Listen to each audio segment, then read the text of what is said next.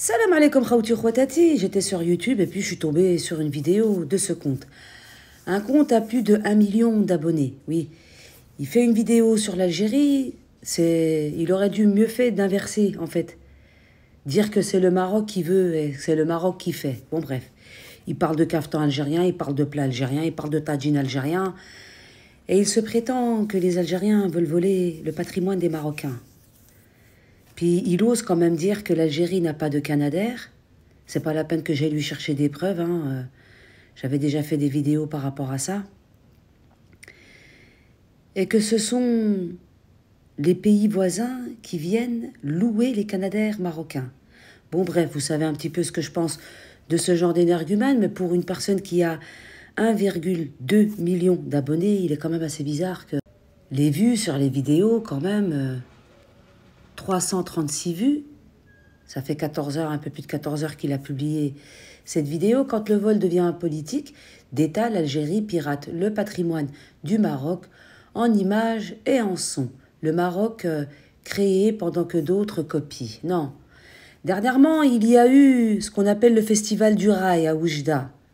Et la plupart des chansons qui ont été chantées, ce sont des chansons algériennes. Ne pas oublier. Le kaftan est algérien. Tous les gâteaux que vous essayez de copier, c'est algérien. Les plats sont algériens. En fait, vous n'avez rien. Et moi, je ne vais pas mâcher mes mots. Ce compte, il a acheté des abonnés. Il y a une application où vous pouvez vous acheter des abonnés. Je vais vous donner une deuxième preuve. Regardez ces vidéos. Maroc PME, 10 vues. 15% de deal, 56 vues. L'Algérie pirate le patrimoine, 337 vues. L'autre, 71 vues. Il va falloir m'expliquer comment un compte fake avec 1,2 million d'abonnés fait si peu de vues. Et il y en a d'autres. Regardez bien le nombre de vues. Monsieur, l'Algérie n'a jamais loué de Canadair au Maroc. L'Algérie n'a jamais eu besoin du Maroc. Mais depuis que l'Algérie a fermé ses frontières au Maroc, vous êtes tous en mode PLS, aboyés comme des chiens sur l'Algérie. Et moi, en tant qu'Algérienne, je ne vous laisserai pas faire. Vous êtes un compte fake. Ce compte-là, d'ailleurs, devrait être fermé sur YouTube. Toutes vos vidéos, c'est de la fake news. Vous pouvez berner 1 million de personnes une fois, mais pas berner 1 million de personnes 1000 fois. Nous, les Algériens, on ne vous laissera pas faire. Nous avons un patrimoine à protéger, nous avons nos terres à protéger. C'est pour ça d'ailleurs que le gouvernement algérien a instauré beaucoup de choses vous concernant les NE. Mais à partir de ce jour où la débladé, il faut savoir que ces gens-là passent leur temps à mentir. Ce sont des algérophobes. Ils sont nés avec la haine de l'Algérie. Et on ne vous laissera pas faire. Donc sur votre vidéo, il serait bien de la rectifier, de faire passer le Marocain pour un voleur et l'Algérien pour le contraire, ce que vous avez dit sur votre vidéo. Ça ne marche plus. Vous êtes game over. Les Algériens aujourd'hui ne vous lâcheront plus. Toute vidéo fake, on va les débunker. Toute vos propagandes, on va la dénoncer. Vous parlez du Maroc comme si c'était... Ça y est, le Maroc, sa chute arrive bientôt. Et la chute du Maroc, c'est à cause de personnes comme vous qui avez passé votre temps à mentir aux Marocains. C'est la faute de personnes comme vous qui vous êtes alliés avec le diable. En attendant, l'Algérie avance, sans vous.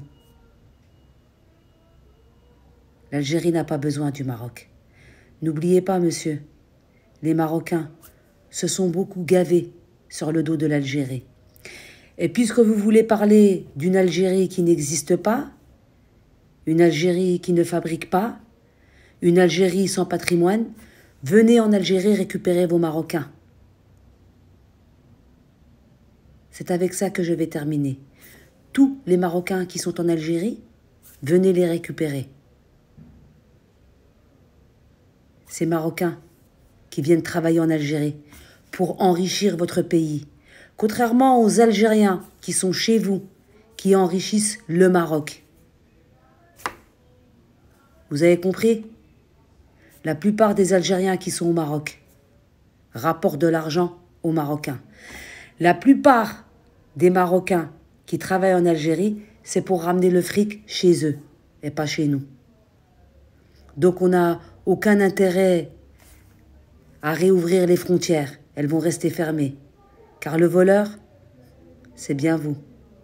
Le malhonnête, c'est vous. Le menteur, c'est vous. Sur ce, je vais vous mettre la vidéo, puis dites-moi ce que vous en pensez. Ma chronique va encore énerver nos voisins de l'Est. Mais quand la manipulation frôle le grotesque, je n'y peux rien, je réagis.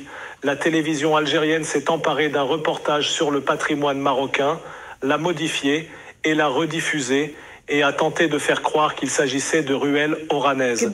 Ce n'est plus une erreur, c'est une stratégie. Et voici pourquoi cela nous concerne tous. La scène est presque surréaliste.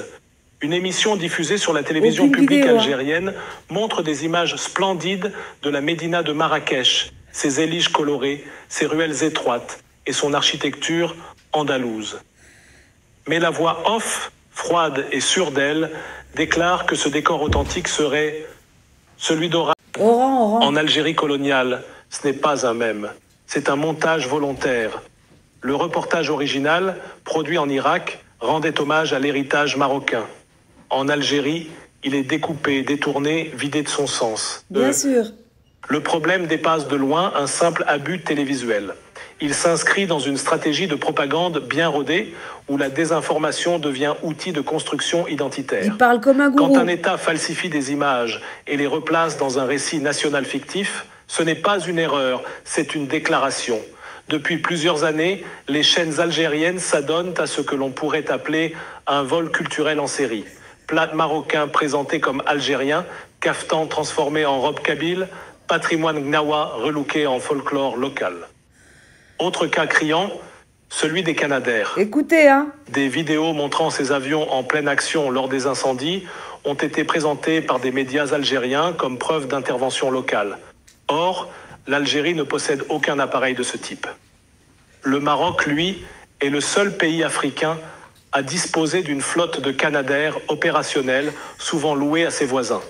Cette tentative d'usurpation est vite démontée par les experts. Mais entre-temps, le mensonge a déjà circulé. Pourquoi ce besoin maladif de s'approprier ce qui vient du Maroc? Parce que le Maroc rayonne. Il est regardé, admiré, célébré. Son architecture inspire des décorateurs à Dubaï. Sa cuisine est classée parmi les plus riches du monde.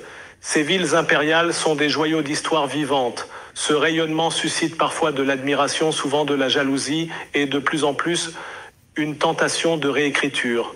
Quand on ne peut égaler, on imite. Quand on ne peut créer, on pille. Mais derrière le grotesque, il y a un risque. Car à force de répétition, les mensonges deviennent vérité dans les têtes. Des générations entières finiront par croire que le tagine vient d'Alger, que le zélige est ottoman, que l'Andalousie est née à Tizi Ouzou. Ce n'est plus du folklore, c'est de la désinformation culturelle avec tous les ressorts d'un soft power inversé, basé